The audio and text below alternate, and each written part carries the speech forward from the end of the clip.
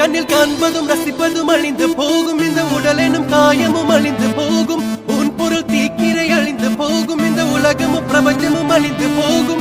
உடலினை நிஜமென எண்ணி எண்ணி தினம் உயிரை மாய்த்தவர் கோடி கோடி கோடி. பணமும் அழிந்து போகும், இந்த உலகமும் பிரபஞ்சமும் அழிந்து போனாலும் அழியாதது உன் பாதம். மனித சடையும் பவளம் போல் மேனியும் அழியாதது உன் நாமம். நமச்சிவாயம் நமச்சிவாயம்.